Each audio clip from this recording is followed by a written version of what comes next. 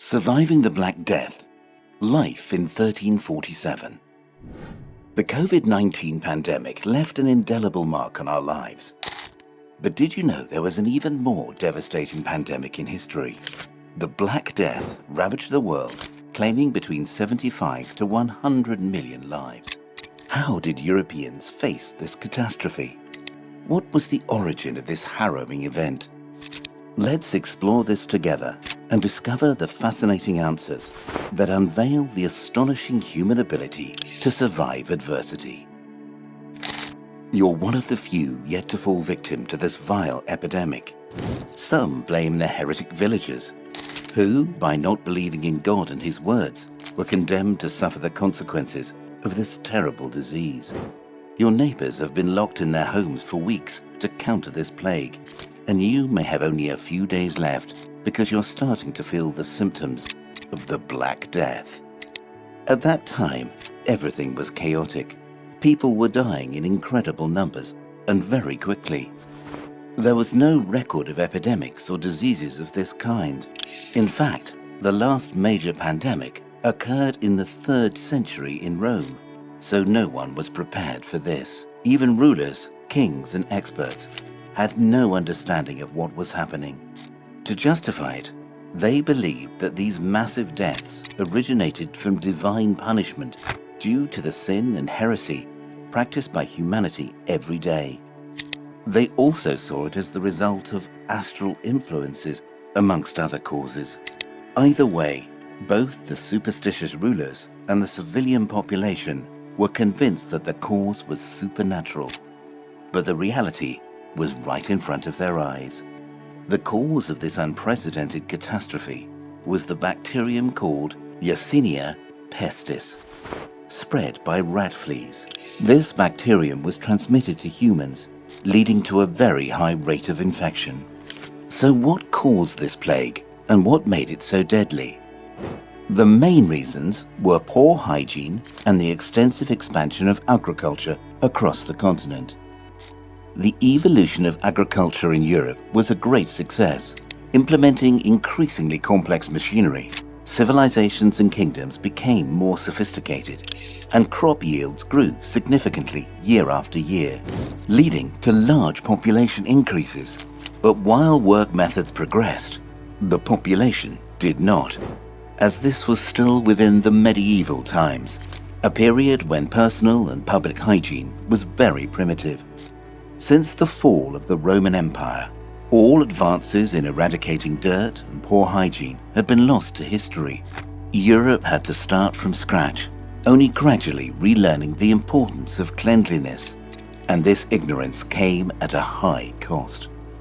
As populations grew in number, there were no longer just hundreds or thousands of people, there were now millions of people in cities, where waste was thrown into the streets and food remnants were left inside and outside homes. This only began to be seen as a problem when the rotting became evident to people's noses. The ones benefiting most from this accumulation of filth were the rats. Instead of searching for food for hours in the forests, they flocked en masse to the cities, where food was guaranteed at any time. And if they weren't in the streets, they were in the granaries, where there was enough food for the entire rodent population.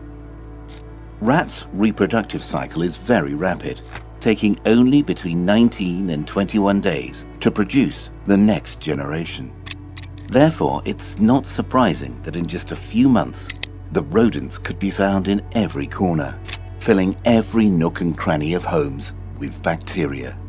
Worst of all, they brought the bacterium that would lead to the demise of half of Europe. Now, the question that matters most: how did the individuals that remained healthy continue working? Were their jobs and daily lives affected? Similar to the COVID-19 crisis, which severely impacted all labor sectors, the same happened during the time of the Black Death in the 14th century. Adaptation during this harsh period was crucial for the population. Those who didn't die from the vile disease faced the risk of death from starvation if they didn't take action. Therefore, those who were previously idle were now compelled to take on new roles, to perform the work of those who'd perished, particularly in producing agricultural goods. Those who turned out to be most affected were artisans and traders. Farmers could relatively isolate themselves for extended periods and didn't depend on city services, relying on their own production for survival. However, artisans and traders, reliant on open cities and the demand for goods and services, were faced with closed doors and near zero demand because of the drastic population reduction. While some regions of Europe managed the situation by implementing quarantines, as mentioned earlier, cities with strong religious convictions believed the massive death toll was an act of divine punishment rather than a consequence of disease. What happened in the main cities of France, Germany, and Italy was horrifying. In seeking God's forgiveness, the inhabitants engaged in self-flagellation, gathering in the streets to physically harm themselves with weapons and whips. Instead of calming the population, this plunged them into rising panic. A clear example of these events is seen in a scene from the film The Seventh Seal, which depicts a multitude of religious individuals torturing themselves while walking through the villages of 14th century Sweden. These senseless acts weren't limited to self-flagellation. There were also attempts to find scapegoats to justify this health crisis. Supposed witches and other minority groups practicing alternative religious beliefs were persecuted. If misinformation had existed before, in these times it was much, much worse, characterized by the outright rejection of scientific knowledge and even rational thought. But despite many acting irrationally, it's important to mention cities like Dubrovnik in present-day Croatia, which responded intelligently to this crisis. Early on, they closed their doors to any foreign visitors and enforced a quarantine within their borders, restricting entry and exit for all inhabitants.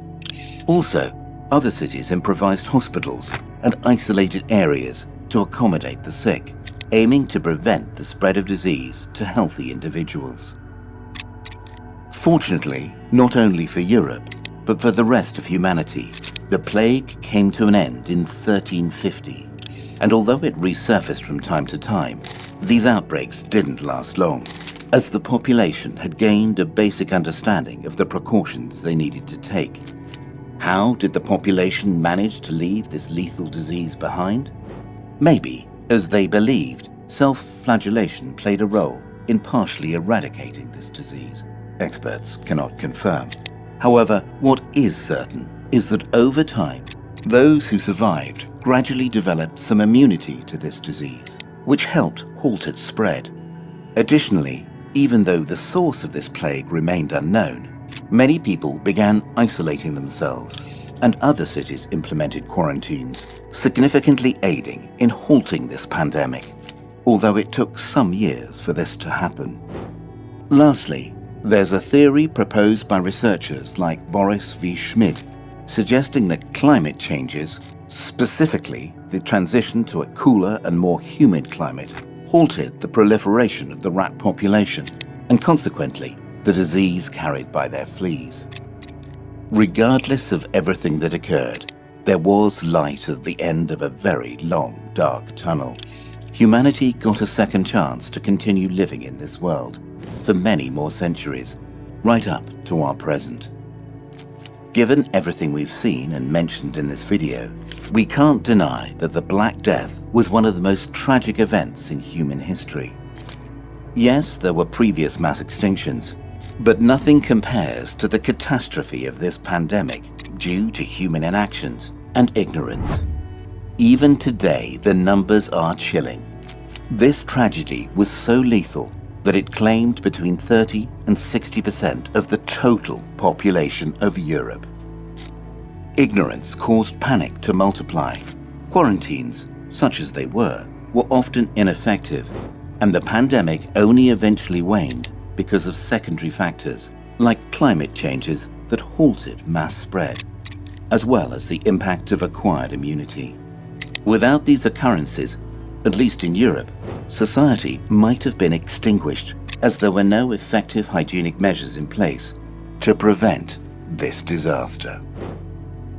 The only positive aspect of this story is that humanity gained a perspective on how society responded to these events. And additionally, it proved that humans can adapt and overcome any adversity. It's worth mentioning that many individuals found their own ways to survive one of the toughest historical events, the Black Death. Now, a question for you. Were you familiar with the causes and origins of the Black Death? Would you like us to make more videos on this intriguing topic? Leave your response in the comments below. And if you enjoyed this video, please hit the like button and subscribe to this channel for more similar content. And don't forget to turn on notifications so that YouTube alerts you when we upload a new video. We post videos every week, so don't miss out. You won't regret it.